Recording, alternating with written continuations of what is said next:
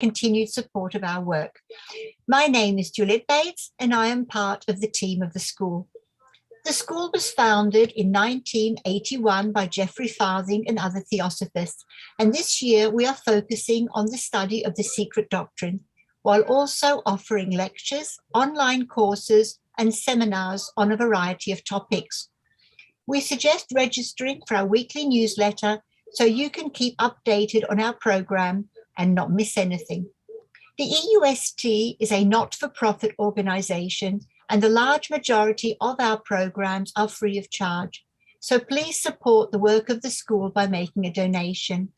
Our online lectures, but not seminars, are also transmitted live on our YouTube channel, and you can register to our channel by visiting the link you see on the chat or in the newsletter. Today, our Sunday lecture is by Mriganka Mukhopadhyay, who will give a lecture on teaching Theosophy as a university curriculum. Next Saturday, the 7th of August, Erica Georgiades will be interviewing Pedro Oliviero live on YouTube on Annie Besant in India, while next Sunday, the 8th, Ed Abdil will give his lecture on Dharma, the lodestar of life. As you all know, the European School of Theosophy is publishing the Lucifer Collection, a collection of books comprising all of the material published in Lucifer magazine, which was a monthly journal founded in September 1887 by HPB and edited by her until her death in 1891. 9 volumes are now available on Amazon, with 7 more to be released later this week. The titles include What's the Buzz, which is all theosophical activities, Christianity, Esoteric and Exoteric Christ and Church, Blavatsky on the Gospels, Masonry and Lavatar, which is an absolute must, Buddhism, Hinduism and Antiquity, and Wynne Westcott in Lucifer. We also have Kabbalah, magic, and talismans. So there is literally something for everyone, amazing gems, and a great addition to your theosophical library. At the moment, we expect a total of 22 volumes for the Blavatsky years.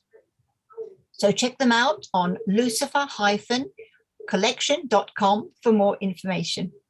The way today's meeting will be conducted is that your microphones will be muted and you will not be able to unmute yourself. After the lecture, if you would like to ask a question, you can either write it on the chat or use the raise hand icon option. Your microphone will then be unmuted so that you can ask your question. If you do need to leave the conference room during the lecture, please do so without announcing it on the chat so as not to disturb the proceedings. A brief disclaimer: the view and opinions expressed by the speaker and participants during the course of this lecture are their own and do not necessarily represent the views, opinions, or positions of the European School of Theosophy. Thank you all very much for listening. Now, it is my honor to introduce our speaker today, Mriganka Mukhopadhyay. Excuse my wrong pronunciation, master's and a PhD candidate for the Center of History of Hermetic Philosophy and Related Currents at the University of Amsterdam, has been studying and researching the Theosophical Society for the last 8 years and wrote his philosophy master's and PhD dissertation on Theosophy in India. Theosophy made him interested in the broader history of occultism and esotericism in India and their global intersections, which eventually earned him a PhD position on Western esotericism at the University of Amsterdam. He is currently working on his doctoral dissertation entitled Occultism in the Orient, Dissemination of the Theosophical Movement in Bengal, and the role of the Bengali Theosophists 1882 to 1942. Among other things, Mriganka is one of the co-founders of OSAN, the Occult South Asia Network, along with Carl Bayer, and is the student representative and ex officio board member at the European Society for the study of Western esotericism. He has published in various journals and spoken on several international platforms, including the British Library and Harvard University. In 2019, as a visiting scholar, he also taught a master's course entitled The Theosophical Society at the Department of Religious Studies, University of Vienna. So, Mriganka, we are all looking forward to learning about teaching Theosophy as a university curriculum. We welcome you again, and please let me pass the word over to you. Thank you. Thank you so much. Thanks for inviting me. I don't have a PowerPoint presentation this evening, but I will just want to make it as a discussion, free-flowing discussion. So, good evening, everyone. It's a great honor to speak at the European School of Theosophy. I'm very much grateful to Erica for providing me with this opportunity. So when Erica asked me to deliver a talk here in front of this august body, the first thing that came to my mind that what should I speak on? Being an academic myself, I'm more used to speaking at academic conferences and mostly in front of a university audience. However, in the present case, I was expecting an audience that would also comprise of the members of the Theosophical Society and those who are sympathetic to it. So to begin with, to be honest, I was a bit nervous and anxious. My nervousness grew even more when I looked at the list of speakers on the website of the European School of Theosophy. Lo and behold, the list comprises of some of the most excellent national and international lecturers well known in the Theosophical community, starting from Honorable President Mr. Tim Boyd to some of my dear friends and colleagues, including Kurt Leland, Janet Lee, and Erika Georgiades. And here I am, a graduate student from the University of Amsterdam who has spent most of his adult life until now as an insider to the academic world. Therefore, this was a matter of great prestige and honor for me to be part of this fantastic speakers list. However, the dilemma about choosing a topic of the lecture was short-lived. I instantly realized that there is a vast area that I can talk about. And this is what brought me to today's topic, the cooperation and collaboration between the two worlds of the Theosophical Society and the academy. Let me say at the very beginning, I have never been a Theosophist myself, neither I have any family members connected to the Theosophical Society. Then you may ask, as Mr. Leadbeater once asked in one of his seminal essays, how Theosophy came to me. My interest to Theosophy has been purely academic. Excuse me. As a historian by training, when I was looking to further my academic career after my MA, on one sunny afternoon in my study in Kolkata, I stumbled upon Theosophy. This was back in the autumn of 2013, beg your pardon, so 8 years back. To me, this was a mere quote-unquote research subject. 8 years later, Theosophy still remains a research subject, but at the same time, it is much more than that for me. A major turn came to my life when I landed with a PhD position at the University of Amsterdam in early 2017. And I started working with Professor Dr. Wouter Hanegraaff, who happens to be my supervisor and also present today. Thank you, Wouter. Amsterdam presented me with the vast world of Western esotericism and Theosophy. And Theosophy was a gateway for me to the study of esotericism. Arrival in Amsterdam, on one hand, helped me to connect with the academics engaged in the study of esotericism. On the other hand, it also helped me to increase my collaborations with the Theosophists. This also gave me access to the Theosophical Society's library in Amsterdam, considered to be one of the biggest theosophical libraries in Europe. And of course, also one of the most organized, I must say. By the grace of the Mahatmas, this was 2017, was the 150th birth anniversary of Mrs. Annie Besant. And on this occasion, I was invited to speak at the Theosophical Society in England, where I had the opportunity to meet some fantastic Theosophist scholars, including Kurt Leland and Leslie Price, and also got to work at the rich Theosophical Society Library of the London Lodge at Gloucester Place. My collaboration with the Theosophists and the Theosophical Society has continued in the following years in various ways in Europe, America, and India, which not only included lectures and research trips, but also personal friendships and relationships where I was hosted by some of the Theosophists. Now, I wouldn't bore you with my personal anecdotes. Rather, I will now talk about the historical precedents of the Theosophical Society's association with the academicians, which included historians, scientists, and a variety of university professors. To begin with, the Theosophical Society started in a very academic format. In my PhD thesis, I termed the early Theosophical Society as a quote unquote discussion forum.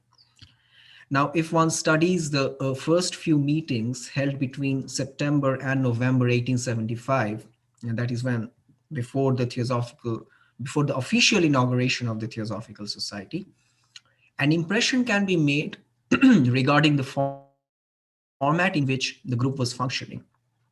Blavatsky's Theosophical Society, Madame Blavatsky's Theosophical Society, since its onset, did not promote practical occultism. And I mention practical occultism within quotes.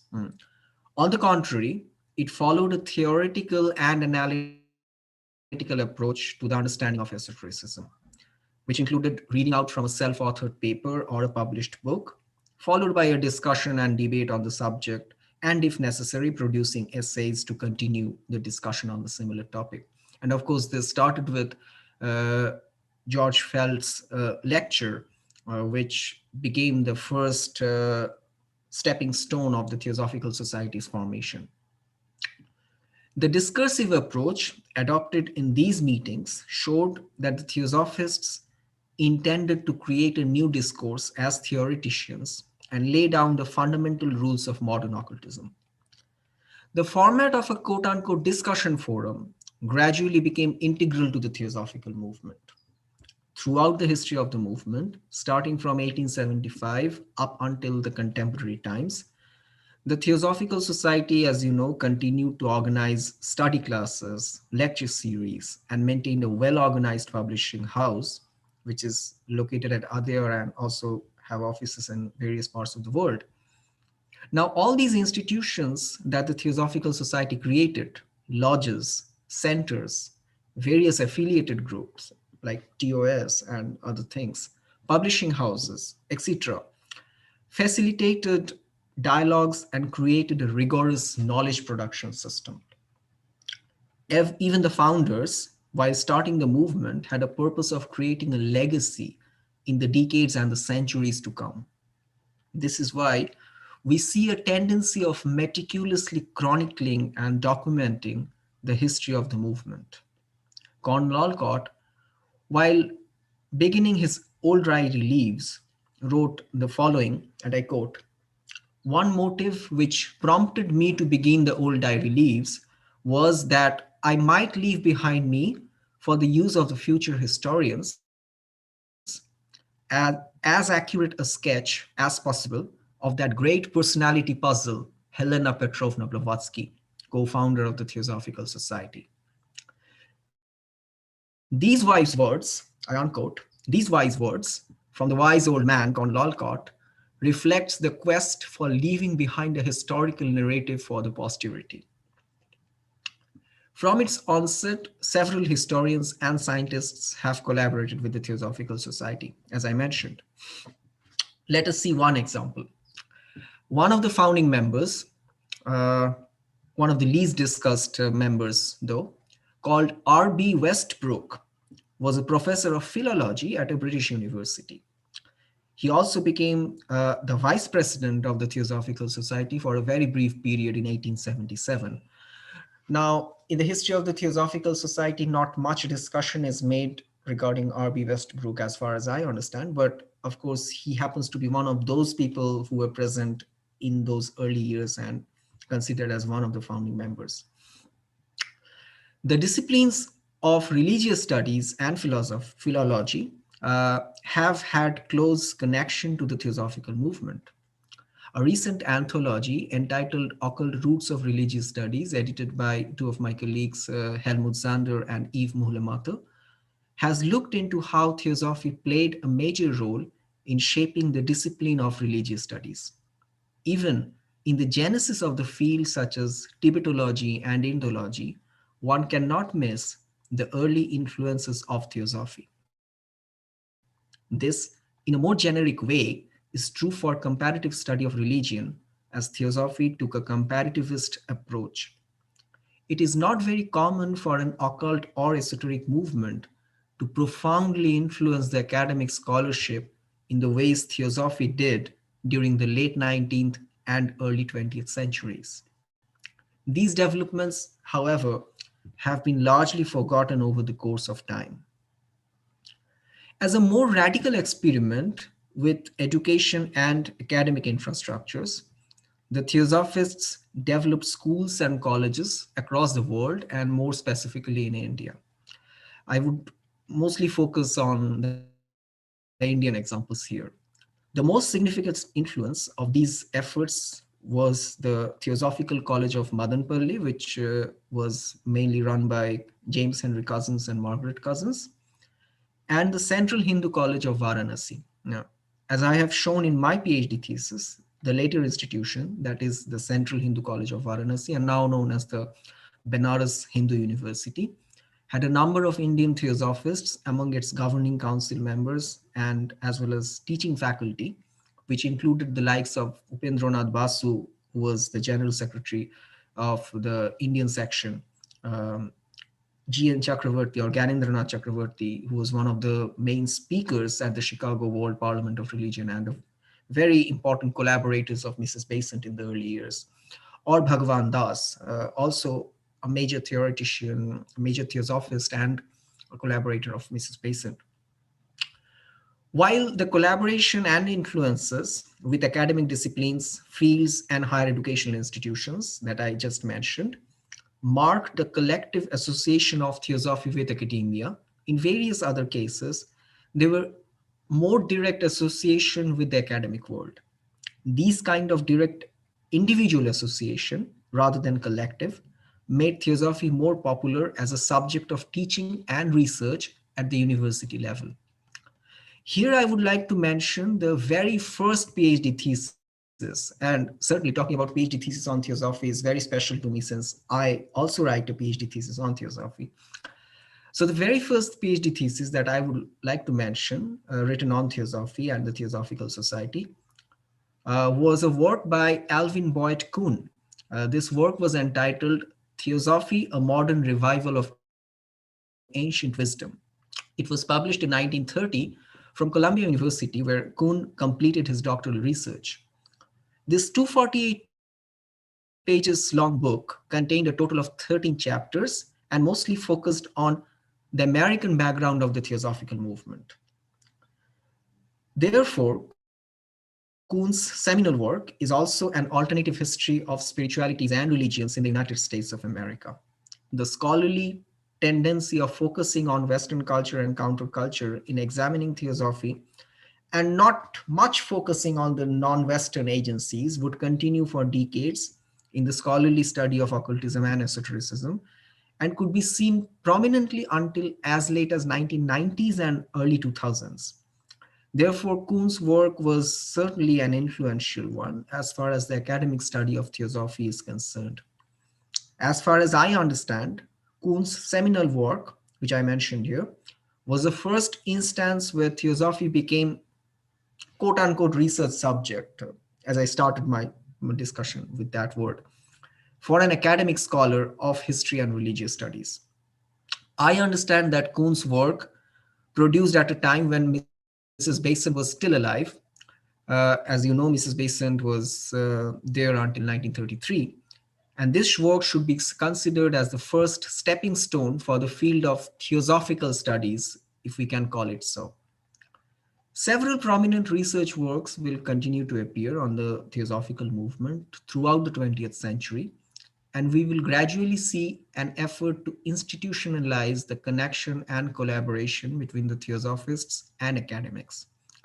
In this context, it is important to mention a journal which was founded in 1985.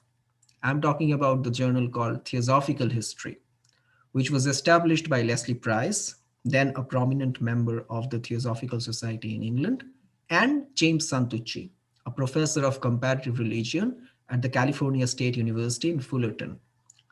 While it was founded by Price in 1985, Santucci took over as its editor in 1990.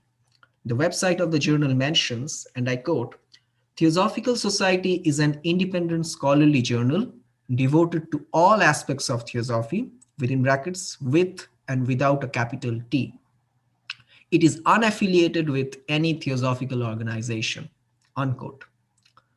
Over the course of last 36 years, this journal has given a platform to both the members of the Theosophical Society and the university scholars researching on the history of the Theosophical Society, and has become an amazing joint venture project dedicated towards the objective research on Theosophical Society. Therefore, when it comes to the efforts that could be counted as bridge building works between academics and Theosophists, the Theosophical History Journal and the works done by Leslie Price and James Santucci will be considered a pioneering one. The Theosophical History Journal was coupled with annual conferences that were started in 1986 and were mostly held in London until 2017, also became a fantastic platform for fruitful exchanges between Theosophists and academics.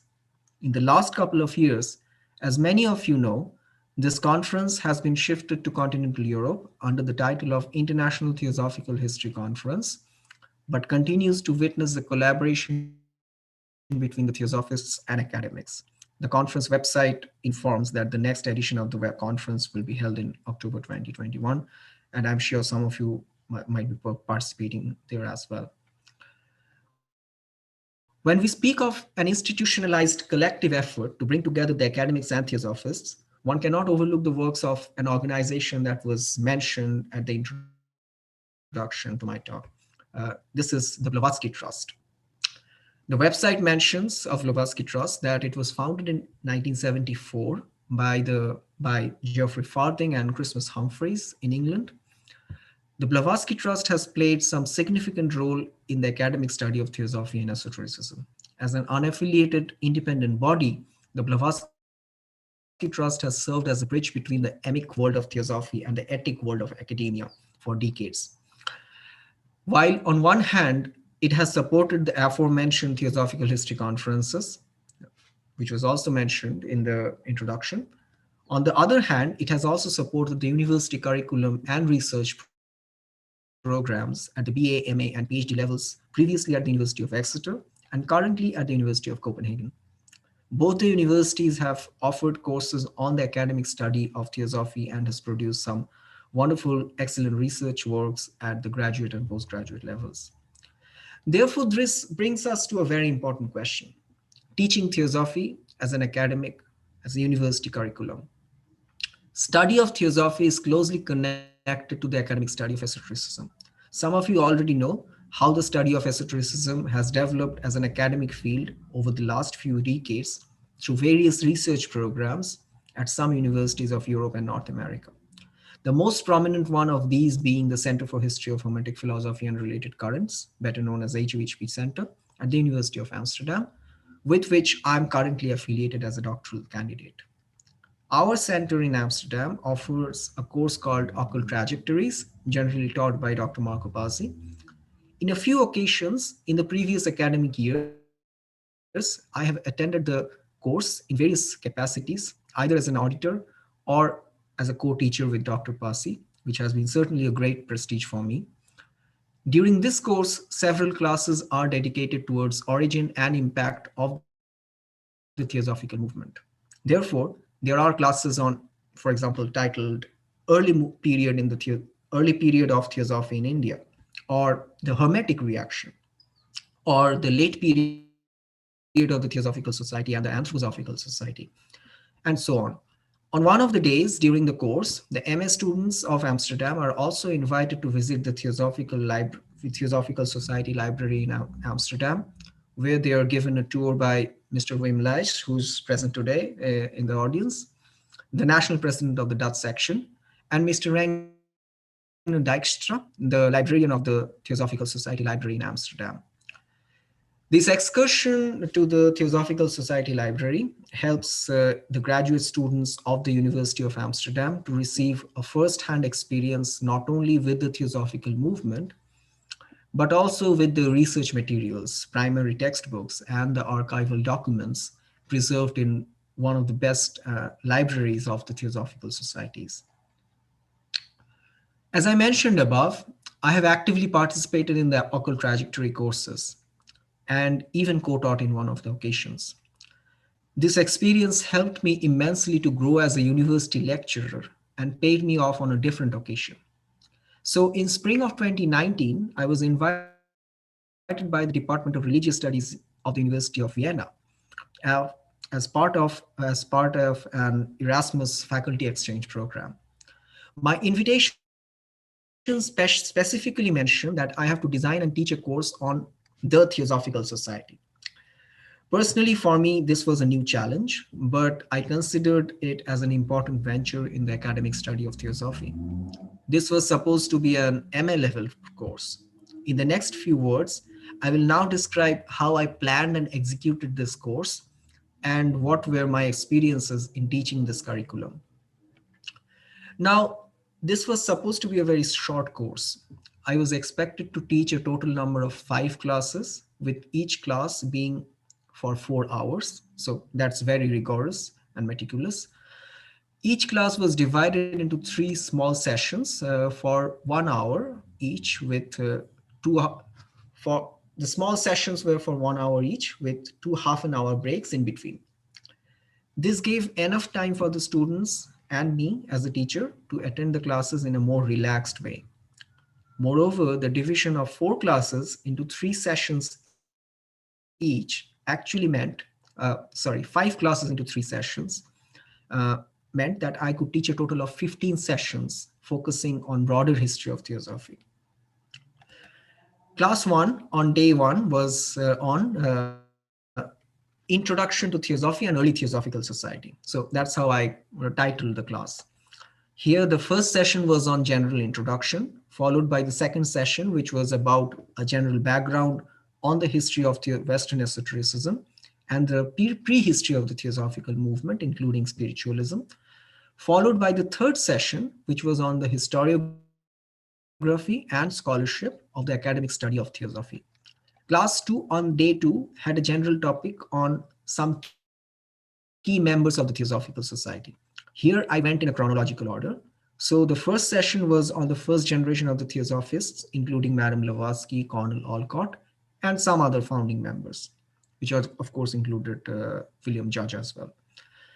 This was followed by the second session, which was on second generation of Theosophists and of course had a greater focus on Mrs. Annie Besant.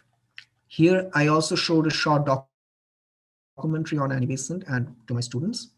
This was followed by the third session, which was dedicated on some important members outside the English-speaking world. This session focused on early Theosophists from Germany, Ireland, India, Sri Lanka, and some other places. I called the third class of the class 3 of day 3 as Theosophy and Eastern Spirituality. Here, session 1 had a focus on theoretical frameworks on Orientalism, colonialism, etc., Buddhist revival in Japan and Sri Lanka, and the founders' travel to India, and consequently the establishment of the headquarters of the Theosophical Society in Adyar. This session, I also showed a documentary on Adyar, on the headquarters, which is available on the official YouTube channel of Theosophical Society. The second session of the day 3 was on ancient Indian scriptures and the Theosophical Society's translation projects of the same, which was followed by a discussion on yoga in the third session. On day 4, I deviated a little bit and spoke about the schism within the Theosophical Society, that is the early schisms in the Theosophical Society and the Anthroposophical Society.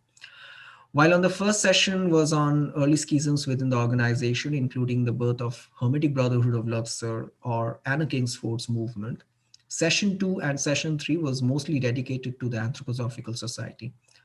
The focus on Anthroposophical Society was given specifically because the course was designed for the Austrian students, and as we know, Rudolf Steiner was also an Austrian. Class 5 of day 5 was called post-theosophy. Now, that was the term I preferred to use for this class, where I discussed theosophy's impact on various New Age movements, influences on art, literature, and Indian nationalism, and also the activities of Jiddu Krishnamurti in the first session. The final 2 sessions of class 5 were dedicated to written examination and discussed the final closing remarks and what were the takeaway of the students from the course. Following the trend in Amsterdam, one day a tour was also organized to the Theosophical Society's library in Vienna. This library happens to be a fantastic place and houses some rare collections and certainly needs restoration at the moment. Overall, the students greatly enjoyed the whole course. That's what the feedback I received. And a few of them stayed in touch with me after the course as well. Therefore, one may ask, how was this beneficial? At the first place, courses like this certainly promote the academic study of theosophy. It makes the students of religious studies and the faculty of humanities in general the relevance of the theosophical movement in the modern history of religion and spirituality. Moreover, it also popularizes theosophy as a research program and a subject of study, as a result of which the Theosophical Society receives more attention from the academic generation of university students. Another issue is that it helps to understand Theosophical Society study from an academic approach with certain theoretical underpinnings and contextualize the movement's origin and development during late 19th and early 20th century, and what is the historical relevance of the development of the movement. I would certainly advocate the more universities should follow curricula like this, which will lead to a wholesome discussion of theosophy and esotericism in future. Now, this actually brings us, I want to keep it quite short. So this brings us to the last point of my day's discussion. There is another important area where collaboration between theosophists and academics is visible and has a scope to develop further. And not only I want to mention this briefly, but also ask my participant, my audience to have further discussion on this issue. So these issues that I want to talk about in the last part of this talk is the theosophical libraries and the archives. In the beginning of this talk, I mentioned that the Theosophists, since its initial days, have had a tendency of meticulously documenting and archiving its history. This is noticeable when one looks at the marvelous collection of the Adair Archives and the Adair Library and Research Center, ALRC. However, there are numerous other smaller theosophical libraries across Europe and India, some of which are very old and have been functioning for decades.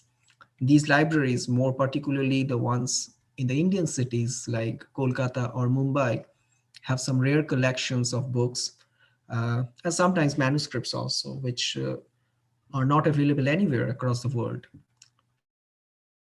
If we plan an indexing and cataloging of these libraries, then that will be very much helpful for the scholars across the world who are engaged in research on theosophy in India or researches on yoga or study of Tantra. This is one of the areas where an active collaboration between the Theosophical Society and the academic world is much needed today. A presence of proper online catalog for these individual libraries and a central cataloging and promotion of it among the scholarly community will greatly improve the theosophical research in its overall perspective. I'm sure that some of us will think of the preservation and cataloging of these libraries of the Theosophical Societies in India and also in Europe in the coming future. And with this note of hope, I end my talk today. Thank you very much. Thank you very much for your talk. We are stopping live streaming now because we never stream the question.